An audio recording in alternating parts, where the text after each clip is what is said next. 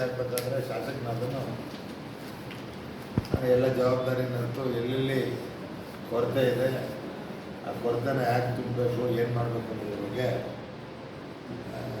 ಕಾರ್ಯಕ್ರಮನ ಹಮ್ಮಿಕೊಂಡಿರ್ತೀನಿ.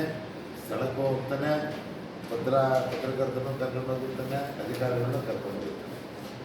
ಆ ನಿಟ್ಟಿನಲ್ಲಿ ನನಗಿರೋ ಮಾಹಿತಿ ಮತ್ತು ಅನುಭವದ ಪ್ರಕಾರ ನನ್ನ ಕ್ಷೇತ್ರದಲ್ಲಿ ಕೊರತೆ ಇಲ್ಲ ಅಂತ ಹೇಳೋಣ, ಕೊರತೆ ಇದೆ.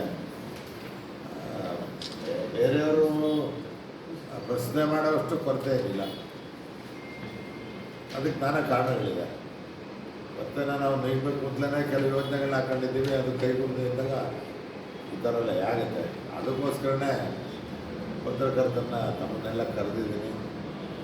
ಸಮಸ್ಯೆ ನನ್ನ ಸಮಸ್ಯೆಗಿಂತ ಇನ್ನೇನಾದ್ರು ಸಮಸ್ಯೆ ಇದ್ದರೆ ಕೇಳೋಣ ಅಂತ ಕರೆದಿದ್ದೀನಿ. ನಿಮ್ಮನ್ನೆಲ್ಲ ಈ ಸಂದರ್ಶನಕ್ಕೆ ತುಂಬ ಹೃದಯದಿಂದ ಸ್ವಾಗತ.